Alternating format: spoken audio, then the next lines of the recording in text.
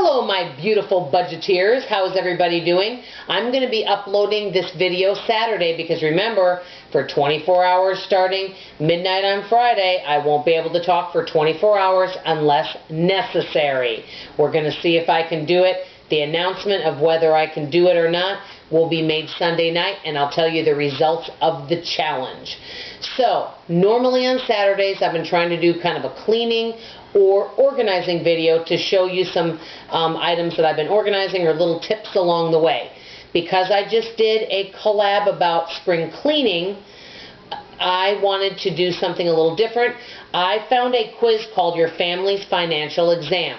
There's 10 questions. Because I don't want the video to go long, and some of these questions, to be honest, may not be relevant to many of us, I thought I would just pick out 5 questions and tell you what the answers are. So I wanted to just change it up. As you can kind of tell by my channel, I like to have themes, and I do try to stick to the themes for the most part. Sometimes I do enjoy changing things up because I enjoy variety and like to have something different. This way, there's a little something for everybody, and what one person is interested in may not meet someone else's needs, but you know what? That's what I said, I like variety. So, let me get started with the quiz. And tell me if true or false. I'm just going to read 5 of the questions of the 10. Number 1. About 60% of married couples in the USA make their household financial decisions as a team. True or false? I knew the answer to this was going to be false. It says only about 37% of couples share financial decision equally. I actually thought it would be less. That's why I feel budgeting, like meetings with your family, can be really good so everybody's on the same page. And I think many of you may agree with that one. Okay, and I'm just going to go by number 2. This was interesting to me. An average family in the top 10% of wealth in the United States receives an inheritance of about $367,000. Is that true or false?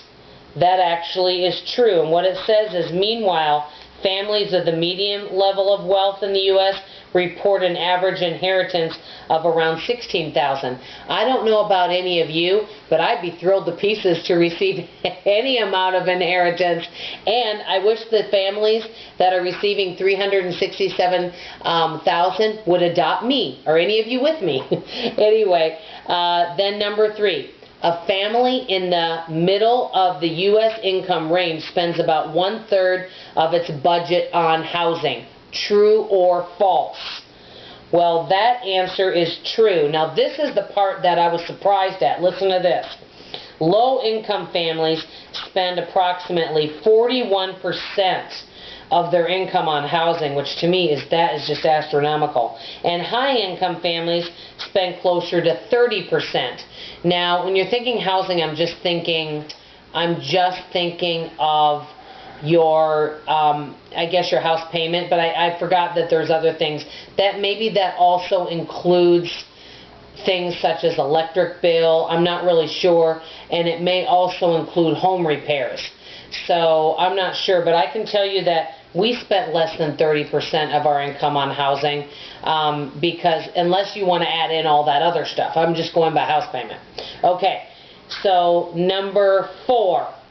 23% of grandparents help pay for their grandparents' or grandchildren's education. The answer is false. About 53% do, but 23% contribute towards their grandkids' health and dental bills. Seems more grandparents nowadays are involved in helping with their wonderful grandchildren. Okay, and this is the last one. Number 5. A firstborn child will probably end up as the highest earning sibling in the family. I didn't know the answer to this. It says true. Eldest children are also more likely to work in management when they grow up. So anyway, they had more questions, but I just thought some of these little tidbits were kind of interesting. The one that interested me the most was about the housing. I never thought that low income, would pay 41% of their income. That to me is a lot. But I remember when I moved to Dallas in 1988, my apartment, I don't know how much your first apartment was or if you lived in one, was only $300 a month. And it's just amazing how much all those costs of housing. So if you only, say you're out on your own and you're making $15 an hour, and your apartment is $1,000 a month, gosh, you're not going to have a lot left over.